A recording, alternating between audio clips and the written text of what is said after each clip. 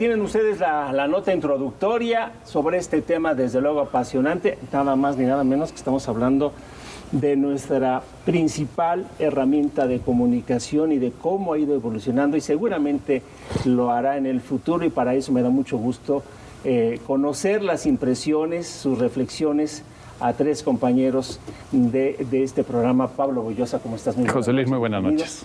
El maestro Gabriel Díaz. José Luis, muy buenas noches, ¿qué tal?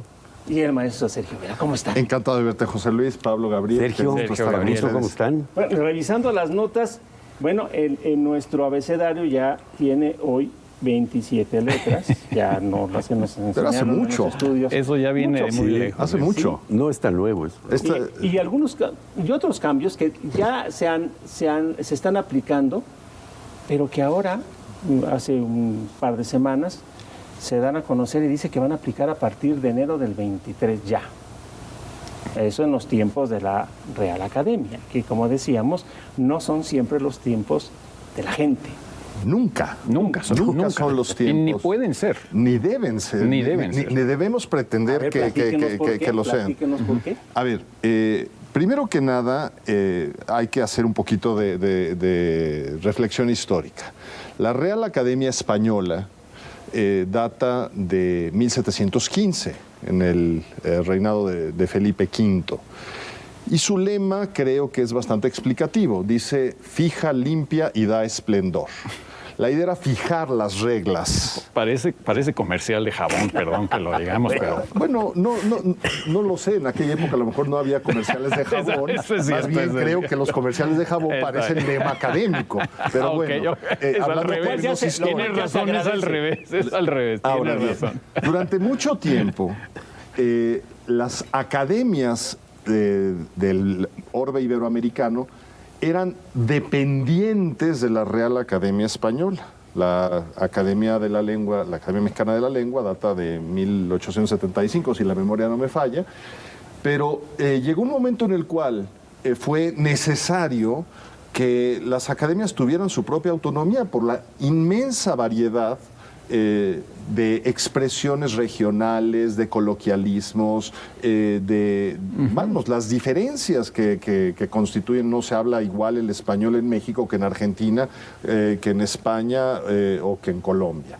Entonces, en 1951, a iniciativa del gobierno mexicano, se creó la Asociación de Academias de la Lengua para que no hubiera ninguna que se impusiera o impusiera su criterio, donde sí, con frecuencia se consideraba, con una perspectiva muy sesgada y muy parcial, como inadecuadas expresiones que son perfectamente normales en muchos países. Entonces, las academias no pretenden decir cómo hay que hablar, sino más bien recogen el habla y procuran orientar, disipar dudas lexicográficas, incorporar nuevos términos a los diccionarios, hallar nuevas acepciones. Y uno de los temas más polémicos en la actualidad es justamente este asunto del lenguaje inclusivo. Ahora bien, creo que pocas veces se ha dicho con tanta claridad como lo ha hecho el académico que es de la Academia de Colombia, aunque él es español, Alex Grigelmo, qué es lo que sucede. En realidad no es, mal que le pese a quien no quiera entenderlo, voy a citarlo exactamente. Su aparición, se refiere al género femenino, como género específico, creó en realidad el género masculino. Nadie cometió una apropiación masculina de la clase absoluta de los seres humanos, sino que todo se debió a la creación del género femenino. El masculino genérico nació como consecuencia de la importancia de la mujer y de la hembra en las antiguas sociedades humanas. No se creó como fruto de la dominación de los varones, sino como consecuencia de la visibilidad femenina. Porque en los antecedentes de nuestras lenguas, en el proto-indoeuropeo, los dos géneros que existían eran para distinguir lo animado de lo inanimado. Entonces, en realidad es la visibilización, como se dice hoy en día, de la mujer, de lo femenino, de las hembras en la naturaleza, lo que hizo que el resto se quedara como masculino. Pero yo creo que ya tocaste dos temas interesantísimos. separados, pero los dos importantes. Importantes. Uno de ellos, perdón, yo quisiera referirme solo al primero, porque el segundo de verdad creo que es terreno minado, pero está bien, entremos a Yo ese tampoco me terreno meto en eso. Vale, más. Respecto a la naturaleza de las propias academias, es una cosa como de los países con código napoleónico, ¿no? Sí. O sea, en el ámbito anglosajón no existe nada parecido a una academia que fije, limpie y de esplendor. Porque en realidad, otra vez y ahora sí me voy a ir históricamente hacia atrás, como lo hizo Alex, el gran Alex Grigelmo, en realidad la lengua es un fenómeno emergente. Nadie dice hay que hablar así. Es una decisión de la gente. La lengua nos pertenece a todos. Todos contribuimos a la lengua, todos le enriquecemos, todos vamos explorando sus posibilidades. Lo que hacen los diccionarios en general son dos cosas. Hay un tipo de diccionarios que sí se llaman normativos, que sí es el de la Real Academia. Sí hay, desde mi punto de vista, sí hay una pretensión normativa de la Real Academia que dice, estas ya no son letras, esto ya no se le pone acento, a esto sí se le pone acento, esto se debe escribir así y asado. O sea, hay como una vocación más democrática en la academia en los años recientes, pero sigue siendo básicamente un diccionario normativo y tiene una función normativa, hasta en su nombre lo trae.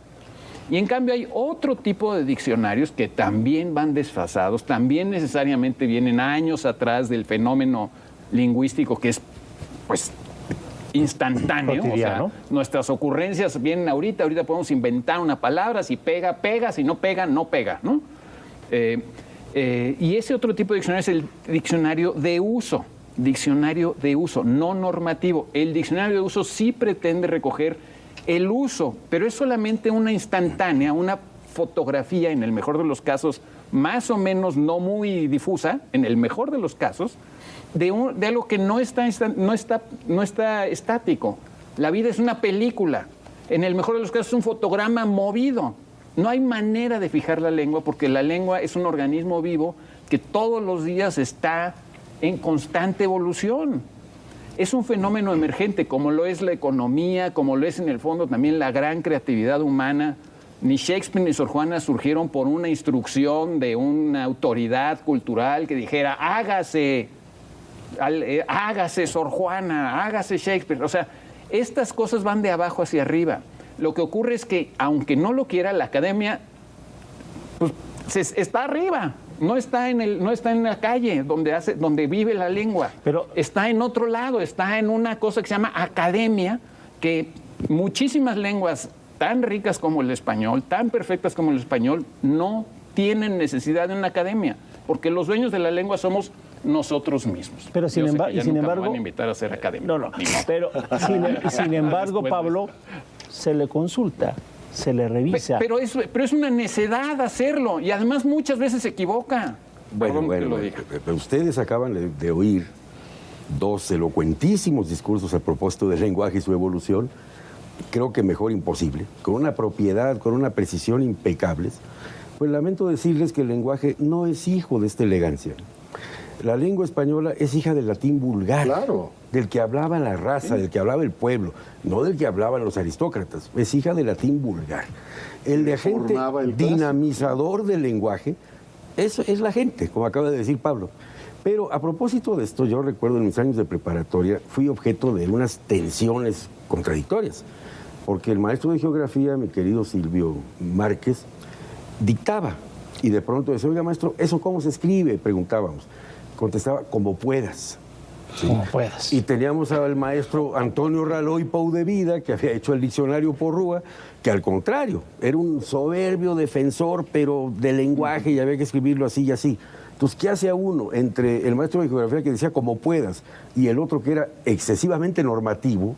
Bueno, debo de citar aquí a mi amigo, el soberbio filólogo y lingüista, mi querido amigo el gachupín, Nacho Martín, que estudió en Salamanca filología. Y me dice, lo que pasa es que ustedes tratan a la academia como si fuera un policía. No, la academia no es policía, la academia es notario. va tomando nota. Exacto. Nada más registra, ¿no? Entonces, bueno, pues brillante notario no sirve, ¿para qué? Pues yo necesito una referencia que me dice, que me tenga que decir cómo se habla correctamente. Es que eso no existe. Y Pablo lo acaba de decir muy bien, el diccionario de María Moliner es un ejemplo. Diccionario del uso de la lengua. No hay ninguna normatividad, no hay nada. Así es como se habla, ¿sí? Y lo único que sabemos del lenguaje, así como de la realidad, es que cambia. ¿Qué pasó en 1713, como dice el maestro Vela, cuando aparece la Real Academia? Pues que estaban tan engolosinados con el siglo de oro, lo que había ocurrido en el 16 y el 17, que dijeron, pues ya que se quede así. Era tan bonito lo que se escribió en el siglo de oro español que hay que fijarlo. Y habría sido bonito, la verdad. Ahí está. Yo sí lo reconozco, ya lo está reconociendo Pablito. Hablando que es como en el siglo de oro. Aquí hay varias cosas que debemos tener en cuenta. Creo que tiene razón Pablo cuando habla de una tendencia de ciertas naciones a normar las cosas. No debemos olvidar que Felipe V es el primer Borbón, era nieto de Luis XIV. Entonces, esta idea de que el diccionario sea normativo, y que Pablo tan enfáticamente dijo que no se necesita. Igual y exageré, pero bueno. Me parece justamente eso, dijo una exageración muy Ahora correcto. podemos Dijo buscar en distintos diccionarios qué significa exagerar, no importa. Pero tiene toda la razón Gabriel al decir el español y todas las lenguas romances son deformaciones del latín clásico. Y después deformaciones del latín vulgar. Lo que yo quiero subrayar es que es absolutamente insensato e imposible imponer una forma de hablar, dictaminar cómo se deben decir las cosas. Pero más bien las academias tienen una función de observación, de registro y sí de buscar consensos. El orbe iberoamericano es gigantesco y creo que es valiosísimo que busquemos esos consensos. Ahora bien, ¿qué es lo que va a ocurrir con la lengua? Y vuelvo al tema polémico. No lo sabemos. No lo sabemos. No lo sabemos. ¿Cuál va a ser lo correcto? Porque tiene que transcurrir el tiempo. Sí. Lo que es una absurda insensatez es decir, hay que hablar de tal o cual manera. Por eso, pero Entonces, la academia sí se asume diciendo, hay que escribirlo así y no así. Hoy en día ya no es tan policía la academia. No, son recomendaciones. Son recomendaciones. Y a veces, como bien dices, se equivoca. Por ejemplo, cuando define música se le olvida mencionar el silencio. Habla del sonido, pero no habla del silencio. La música requiere de organización en el transcurso del tiempo de sonido y silencio. Claro. Sí. Está mal la definición de música que da el diccionario de la Real Academia Española. Mal. Y a mí me parece que ha cometido algunos errores. Por ejemplo, quitar la tilde en solo para distinguir del solo. Que normalmente no acentuábamos. Bueno, a mí me tiene absolutamente sin cuidado, me importa un rábano lo que diga la academia. Yo sigo poniendo la tilde en solo. Yo también, pero en las redacciones te lo van a quitar porque la academia dijo. Ya me pelearé con el redactor y los correctores de estilo, que digo, no corrijan mi estilo. Si estoy equivocado es mi error, pero no voy a aceptar que el error sea de la academia. Pero muchas veces fijar no es una labor policíaca. Claro que no. Para que en castellano todo mundo leamos lo mismo, yo que no donde usé diga la palabra policía. Diga Digo y no diga Diego. ¿Sí? Los acentos son muy importantes. Pero es importante también saber, por ejemplo, que la lengua con más palabras... Ya quitar algunos acentos, ¿eh? Bueno, sí, la lengua con más palabras, que es el inglés, tiene su famosísimo diccionario Oxford, que consiste simple y sencillamente en registrar la reiteración con un mismo sentido de un término para que se incorpore a la lengua. Sí. Y entonces resulta que el diccionario Oxford es de decenas de volúmenes. Pero la diferencia está en que en el mundo anglosajón, en ninguna redacción de ningún periódico dicen, pero ¿qué dirá el diccionario Oxford? ¿Qué dirán en Oxford? acerca de cómo se escribe o cómo se dice. Hablar de la corrección política que permea el mundo anglosajón y que es una calamidad. Y que es una calamidad. Entonces, yo lo que quiero subrayar es que el tema, apasionante como es de dinamismo. La lengua es algo vivo. Yo sí creo que requerimos academias para tener puntos de referencia. Yo creo que en todo caso la academia más importante del mundo debe ser la mexicana, porque es donde más personas hablan español. Pues no es poco importante. Es súper importante, pero resulta que miramos a España a ver qué nos dice la academia, cuándo publica la ortografía española la academia en España. Por más que digan que las academias están así, en el fondo la gente está mirando, ¿pero qué eran en la academia, en la Real Academia Española? Se sigue revisando. A ver, maestro, ahora, solo no lleva acento, guión, uy y truán.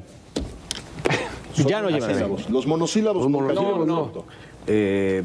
Bueno, me acabo de enterar que a la Y se le puede llegar a poner acento en ciertas toponías. Es que la Y es una reminiscencia de la... Que por cierto, ya no quieren que le digamos Y. Háganme favor. Ya es la Y. Pero ¿cómo es posible? Es una... A ver, era tener un espíritu áspero o suave en el griego. Entonces yo creo que eso es la... Pero era importante recordar que nuestro alfabeto tiene raíces en el alfabeto griego, que a su vez los tiene en el fenicio, etcétera, etcétera.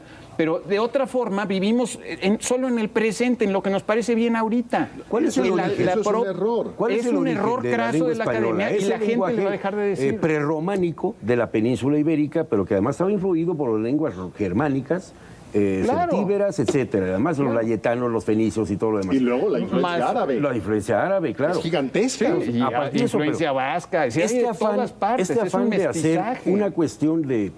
normativa, como tú dijiste. Bueno, desde 1200 Alfonso X ya intentó darle una coherencia al uso del español. Hay un uso del diccionario de la academia que yo le reconozco y que muchas veces se olvida. Para mí lo importante, decía Cortázar, creo, se le adjudica a él, que decía, el diccionario es el lugar al que van a morir las palabras, porque abres el diccionario de la academia y hay muchas palabras que no usamos.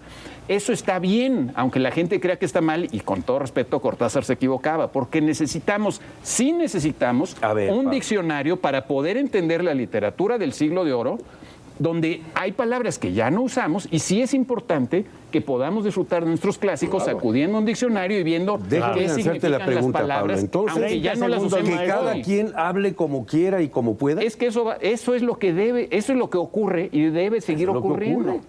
Pero una cierta codificación yo creo que te hace entender el mismo idioma a todos. Yo creo que es lo que tratamos de tener. Así es. Nos faltó tiempo y nos quedamos con un tema para que... todos, todas y todos, todes y ya. No. Bueno, gracias. Apasionante este tema. La verdad es que da para otro programa. Venimos muy alterados porque hubo mucho tráfico, pero además quiero dejar eso constante. Yo no estoy alterado porque ya estaba aquí. Pablo, maestro. Sergio, muchas gracias. Buenas noches. Se quedan ustedes con todo personal de 40. Gracias. El lunes ya estará con ustedes Manuel López San Martín. Gracias. Es un tema apasionante, verdaderamente. No.